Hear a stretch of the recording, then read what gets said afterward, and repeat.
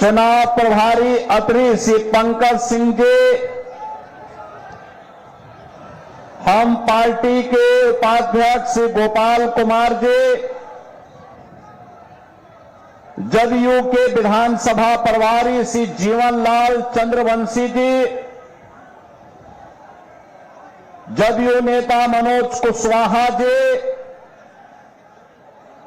Bharatiya Janata party के पूर्व जिलाध्यक्ष अनिल स्वामी जी, पूर्व प्रमुख श्री जगनारायण सिंह जी,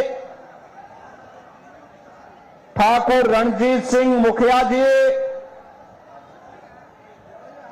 श्री गया यादव जी और भारी संख्या में अत्री विधानसभा क्षेत्र से जुड़े हुए सभी मेरे उपस्थित बहन और भाइयों, मैं सबसे पहले गया की इस पावन धरा को, जिसे विष्णुपद मंदिर में स्थित होने का सौभाग्य प्राप्त हुआ है, जिस धरा ने महात्मा बुद्ध को ज्ञान प्रदान किया है,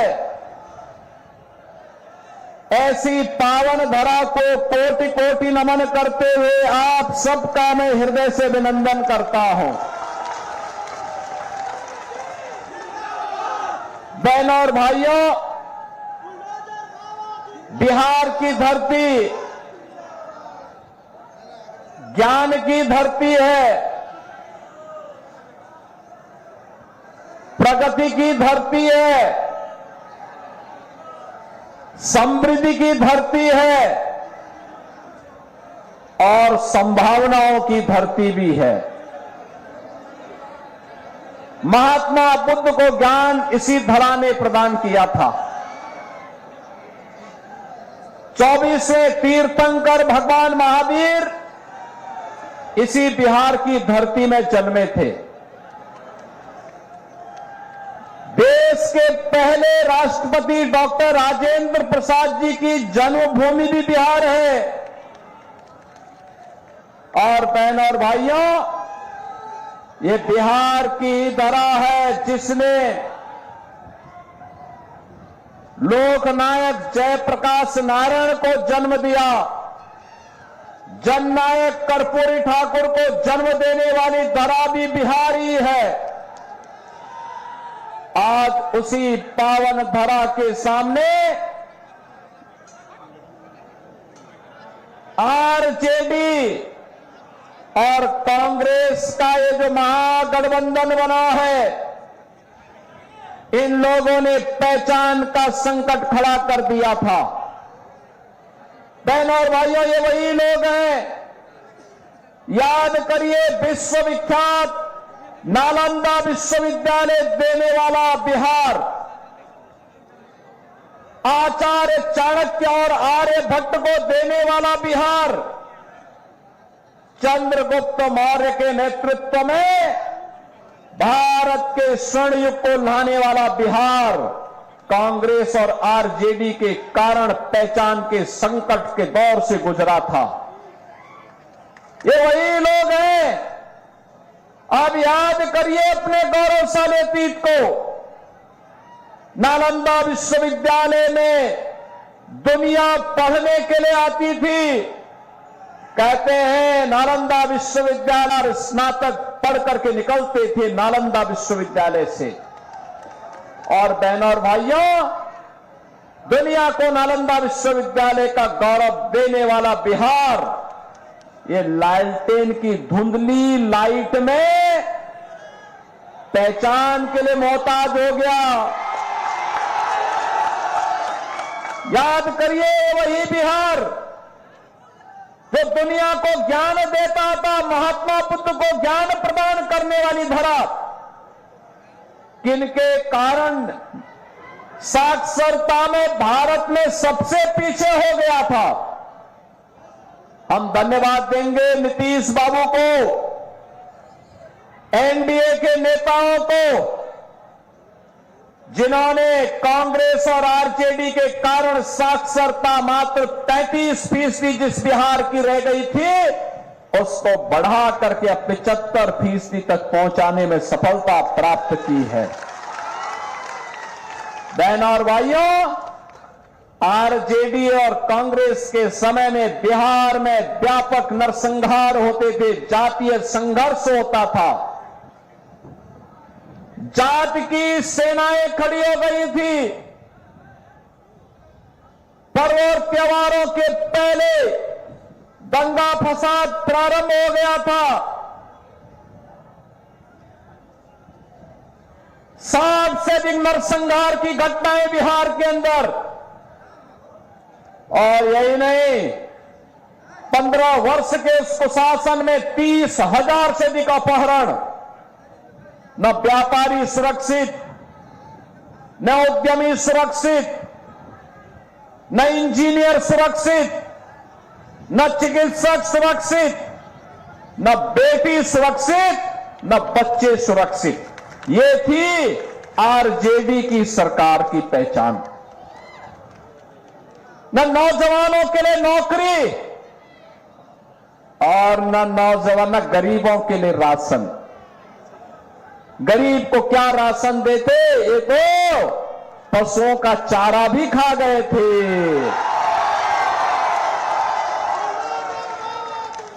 ये नौजवान को नौकरी क्या देते, अरे ये तो आपकी नौकरी के नाम पर आपकी जमीन को भी हड़प जाते थे। और इसीलिए बहनों और भाइयों, आज मैं कहने के लिए आया हूं, आज बिहार फिर से सुशासन की सुदृढ़ नींव को तैयार करते हुए एक समृद्ध और विकसित बिहार बनने की ओर अग्रसर है। नया बिहार प्रधानमंत्री मोदी जी का मार्गदर्शन है, नीतीश बाबू का नेतृत्व है। आज बिहार रोड की कनेक्टिविटी है, आज बिहार में रेल की कनेक्टिविटी है, एयर कनेक्टिविटी है। आज बिहार के अंदर इनलैंड वाटरवे की सुविधा है, मेट्रो का भी संचालन होने लग गया है। आज बिहार के अंदर आईआईटी है, एनआईटी है, आईएम है, एम्स है, इंजीनियरिंग कॉलेजेस की श्रृंखला है। अब बिहार में मेडिकल कॉलेजेस भी बड़ी संख्या में बन करके तैयार हो गए हैं। बहनों और भाइयों, अब नया बिहार अपने गौरव के लिए आगे बढ़ रहा है और मोदी जी के नेतृत्व में भारत दुनिया के अंदर अपनी ताकत का एहसास करा रहा है। राष्ट्र गौरव कैसे होता है, आपने देखा होगा, जब ऑपरेशन सिंदूर के दौरान लखनऊ में बनी ब्रह्मोस मिसाइल पाकिस्तान में गिरती थी तो पाकिस्तान की सिट्टी पिट्टी गुम हो जाती थी। ये नया भारत अब अपराध को और आतंकवाद को देखता नहीं है। अगर कोई भारत की सुरक्षा में सेंध लगाता है तो उसके घर में घुस करके मारता भी है और खूब इलाज भी करता है उनका। पाकिस्तान गिड़गिड़ाया दुनिया में कि भारत तबाह कर देगा, और तय तो हो ही चुका था। मोदी जी ने तय तो कर ही लिया था कि अब पाकिस्तान का नक्शा ही समाप्त कर देना है, इसको भारत का ही हिस्सा बना देना है। लेकिन गिड़गिड़ाया दुनिया में आगे से ऐसी दुस्साहस नहीं करूंगा। बहनों और भाइयों, आज सबसे यही कहने के लिए आए हैं, राष्ट्रीय सुरक्षा सबसे महत्वपूर्ण और मोदी जी के नेतृत्व में वो पुख्ता है। आज भारत विकास कर रहा है, भारत का सम्मान बढ़ा है दुनिया के अंदर। और यही नहीं, मोदी जी ने गरीबों का कल्याण भी किया है। आप सोचो, 80 करोड़ लोगों को फ्री में राशन। आप सोचो, आरजेडी के समय में ये लोग पशुओं का चारा खा जाते थे, राशन क्या देते ये लोग। कांग्रेस के समय में लोग भूखों मरते थे, भूखमरी की शिकार। बिहार हो या यूपी, बड़ी संख्या में महादलित मुसहर जाति के लोग भूखमरी के शिकार होते थे। बहनों और भाइयों, यूपी में डबल इंजन की सरकार बनी। मैंने अनिवार्य रूप से कहा, हर मुसहर जाति के व्यक्ति को एक आवास जरूर मिलना चाहिए, उसको जमीन का टुकड़ा जरूर जमीन मिलनी चाहिए, उसको पेंशन की सुविधा मिलनी चाहिए, उसके लिए सड़क चाहिए, उसको रोजगार की व्यवस्था भी देंगे। आज हमने वहां पे सभी लोगों को सभी प्रकार की सुविधाओं से आच्छादित कर दिया। दलितों के कल्याण के लिए एनडीए ने कार्य किया बिहार के अंदर, और मोदी जी फ्री में राशन की सुविधा का सौगात उनको उपलब्ध करवा दिए हैं। बहनों और भाइयों, 80 करोड़ लोग फ्री में राशन, और ये राशन केवल बिहार के लिए ही नहीं है। बिहार का व्यक्ति जहां कहीं भी जाएगा देश के अंदर, उसी राशन कार्ड से वहां भी राशन ले सकता है, कोई आपको मना नहीं कर सकता है। 1 नेशन 1 राशन कार्ड यह मोदी जी ने लागू किया। बहनों और भाइयों, 50 करोड़ लोगों को स्वास्थ्य का सुविधा, कहीं भी आप जाइए, अगर बीमारी हो गई तो उपचार के लिए प्रधानमंत्री आयुष्मान का कार्ड आपके पास होगा, कहीं भी आप उपचार करा सकते हैं। ये भी एनडीए सरकार के द्वारा। आरजेडी और कांग्रेस की डकैती को रोकने के लिए अब तो सरकार ने पुख्ता व्यवस्था कर दी, गरीबों के जनधन अकाउंट खोल दिए, पैसा आप सरकार का सीधे अकाउंट में जाएगा, बीच की दलाली इनकी समाप्त। आप सोचो, अन्नदाता किसान को प्रधानमंत्री किसान सम्मान निधि का लाभ, 12 करोड़ अन्नदाता किसानों को, 12 करोड़ गरीबों के घर में शौचालय। कांग्रेस के समय में एक रसोई गैस का कनेक्शन के लिए लोग 50,000 रुपया लेते थे, तब भी नहीं मिलता था, और अब तो 10 करोड़ गरीबों को फ्री में रसोई गैस का कनेक्शन दिया जा चुका है। 4 करोड़ गरीबों के आवास बन चुके हैं, और बहनों और भाइयों, 3 करोड़ लोगों को फ्री में बिजली के कनेक्शन उपलब्ध करवाए गए हैं। यानी राशन फ्री, स्वास्थ्य की सुविधा फ्री, बिजली का कनेक्शन फ्री और पानी फ्री। बहनों और भाइयों, ये है, और बिना भेदभाव के सबको मिला। यहां तो विकास भी है, लोक कल्याण यानी गरीब कल्याण भी है, और आस्था का सम्मान भी। आप सोचो, जब भाजपा के लोग बजरंग दल और विश्व हिंदू परिषद के कार्यकर्ता नारा लगाते थे, रामलला हम आएंगे मंदिर वहीं, रामलला हम आएंगे मंदिर वहीं, तो ये कांग्रेस के लोग लाठी डंडा चलाते थे। आरजेडी राम मंदिर का रथ रोकती थी। इनका पार्टनर उत्तर प्रदेश के अंदर राम भक्तों पर गोली चलाता था, और तब भी राम भक्त कहता था, लाठी गोली खाएंगे लेकिन मंदिर वहीं बनाएंगे, बोलते थे ना। और देखो, अयोध्या में एनडीए की डबल इंजन की सरकार है, बीजेपी की डबल इंजन की सरकार है। अयोध्या में राम मंदिर बन गया ना, भव्य राम मंदिर, दुनिया का सबसे बड़ा मंदिर, सबसे बड़ा मंदिर अयोध्या में बन चुका है बहनों और भाइयों। और अयोध्या तो अब दुनिया का एक ऐसा तीर्थ हो गया है। पिछले वर्ष 6 करोड़ श्रद्धालु आए थे अयोध्या में। अब कोई अयोध्या जाएगा तो उसको लगेगा दुनिया की सबसे सुंदरतम नगरी है ये, सबसे सुंदरतम नगरी। और अगर अयोध्या में रामलला विराजमान है तो माता जानकी भी मंदिर में विराजमान है। बजरंगबली भी है,